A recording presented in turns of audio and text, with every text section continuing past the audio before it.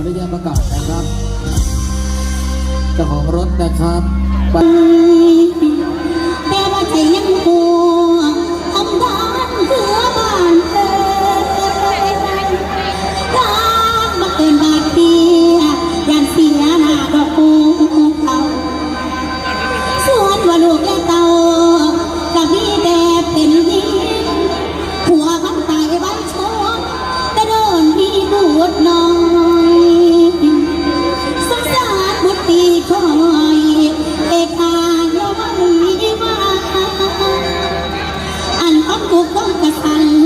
มันจะเอาไม้สอนเป็นไม้ดอกดังกัน สวัสดีทุกท่านผมซื้อมาเป็นคำถามเบียดและงานก็มีเหตุว่าสิเศษกลายมือเป็นลูกเคยแสนเสือเป็นอีกครึ่งหน้าบ่สวงสุรามีทั้งปวงท่านได้ชิมต้องเรียบร้อยเพราะตัวคอยดอกมักเมาส่วนพ่อเฒ่าแม่เฒ่าขี้ที่เดียวต้องภูมิละสักสาวมีรอตาผู้พันยาวของอายพร้อมหักลายน้ำอายพี่มีผัวโยกะสุขีถึงสิมังว่าโซเนื้อตัวค่อยกะค่อยจ่าเอาผัวแล้วนอกแม่ป่าบ่อยากนายปานีย้ำพันดีมีสติกะบอกกันยังได้พอเป็นไฟเมียเป็นน้ำเจรจาเมา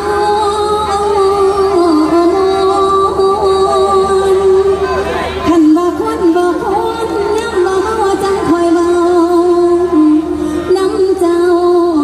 จังแม่นแนวนอพ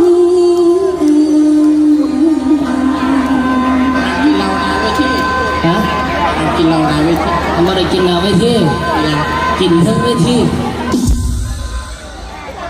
พอสมบีภูมิดลฐานะตนนั้นด้วยมาความลำบากอยากหนึ่งกับพี่แท้แต่พลายสุขสบายได้ออกไม่น่าแต่เมียมึงลูกพี่แต่มันหญิงกี่แล้วนะเป็นแม่ใหม่ผัวตายแล้วเอามาส่วน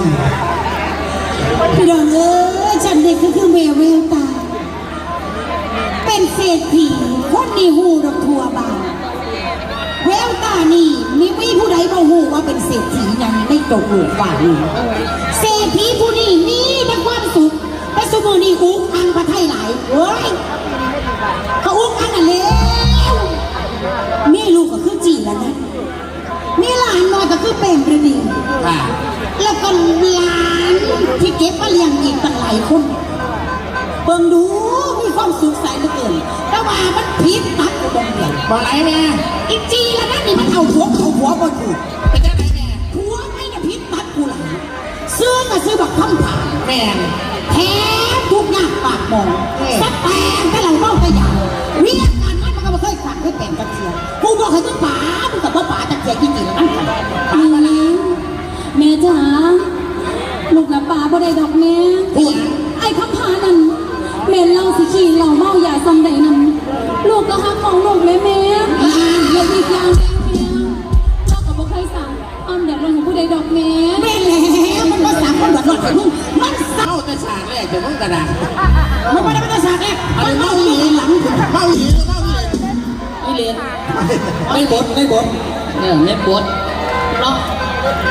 แม่อีหยังเจ้ามันจะได้ก็วายคือมันยังมือเศร้านี่ก็จมไม่ค่อยแล้วก็ว่าเนาะฮะเที่ยงนี่ก็จมโต๊ะแรงมากนี่ก็จมมันเป็นจังไดเนี่ยพอเข้ามาในเฮ็ดเวียกเฮ็ดงานในเจ้านี่มันเป็นจังไดเฮ็ดเวียกเฮ็ดงานเฮ็ดให้นั่นมันแล้วจะเบิดจะได้เนี่ย